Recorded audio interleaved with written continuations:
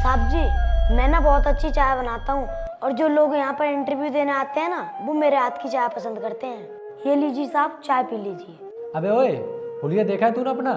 फटी जैसा इंसान है तू, और मैं तेरे हाथ की चाय पीऊंगा? बेटा, तुम लोगों की औकात नहीं होती है इतनी बड़ी कंपनी में आने की, और तुझे इस कंपनी में आने किसने दिया?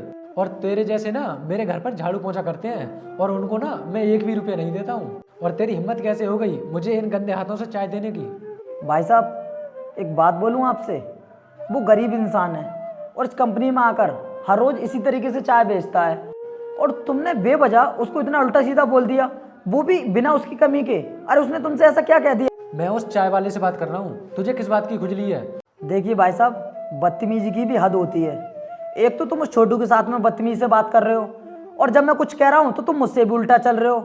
मुझे लगता है अभी तुम मेरे बारे में ठीक से जानते नहीं हो कि मैं कौन हूँ। क्यों? तेरे बारे में जानकर मुझे तुझसे क्या कोई रिश्ता बनाना है? फालतू में मेरा दिमाग खराब मत कर। छोटू, अगर ये तेरी चाय नहीं पी रहे ना तो तू मुझे चाय दे दे, मैं पीऊँगा तेरी चाय। ला दे मुझे। जी साहब, अभी देता हूँ।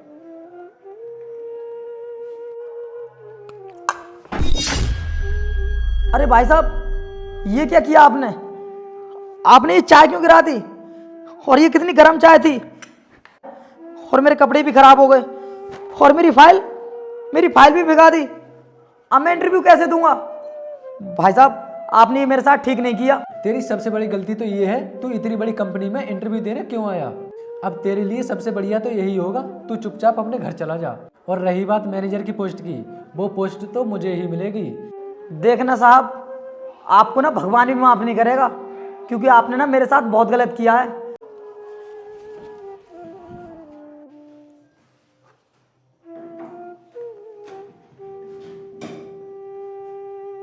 अबे ओए पागल, तू सर की कुर्सी पर क्यों बैठ गया?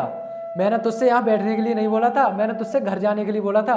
अगर सर ने तुझे यहाँ पर देख लिया ना तो सर तुझे धक्के मारकर बाहर निकाल देंगे, और तेरे लिए यही अच्छा होगा, तू अपनी बिना बेइज्जती कराए चुपचाप यहाँ से निकल जा। Shut up, shut your mouth.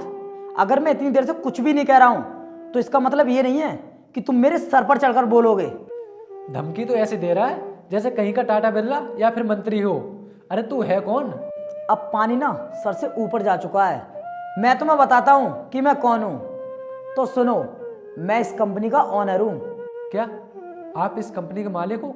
मेरी कंपनी में वो एम्प्लॉय काम करते हैं जिनका बिहेव बहुत अच्छा होता है और दिल के ईमानदार होते हैं, लेकिन तुमने मेरे साथ में बदतमीजी करके ना बहुत बड़ी गलती कर दी। और तुम्हारे जैसे नेचर के लोग मेरी कंपनी में काम नहीं कर सकते, जिन्हें ना तो बोलने की तमीज़ हो और ना ही किसी का रेस्पेक्ट करने की तमीज़ हो।